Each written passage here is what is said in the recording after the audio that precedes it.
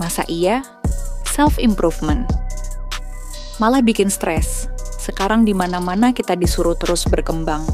Harus lebih baik dari kemarin. Harus baca buku, ikut seminar, bangun pagi, journaling, meditasi. Katanya biar jadi versi terbaik dari diri sendiri. Tapi, pernah nggak sih lo ngerasa makin lo upgrade diri, lo malah makin capek?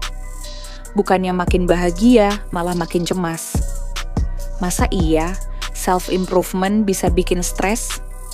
Di titik ini, kita perlu bedain. Self-improvement yang sehat dilakukan dengan sadar dan sesuai kebutuhan pribadi. Nggak buru-buru, ada waktu buat istirahat.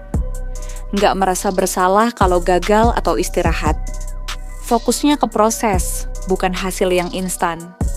Tapi beda banget sama yang memaksa, atau bisa dibilang self-torture. Terinspirasi karena ikut-ikutan tren, bukan kebutuhan diri sendiri. Merasa bersalah kalau nggak produktif. Ikut semua challenge, semua buku. Fokus ke pencitraan, bukan keseimbangan hidup. Banyak yang niatnya pengen berkembang, tapi akhirnya malah terjebak menyiksa diri sendiri. Dan tanpa sadar, sumber tekanan itu datang dari mana? Coba scroll TikTok atau Instagram. Dalam beberapa menit aja, lo udah diserbu konten motivasi. Bangun jam 4 pagi, belajar 10 skill sebelum umur 25. Atur waktu lo kayak CEO. Tapi mereka jarang kasih konteks. Lo nggak tahu perjuangan di balik layar, privilege atau kondisi mental orang itu.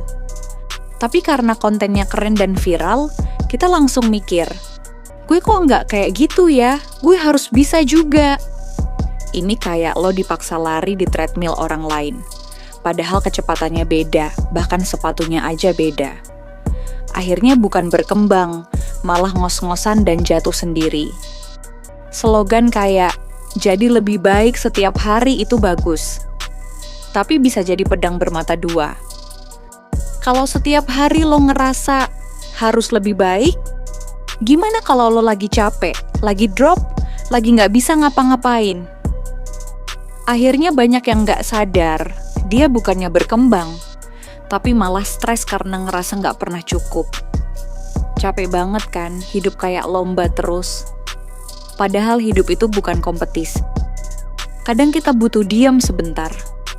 Butuh healing, bukan terus nge-push diri sampai mentok. Self-improvement itu bagus, kalau tujuannya bikin lo kenal dan sayang sama diri sendiri. Bukan supaya lo diterima orang lain atau biar kelihatan sukses.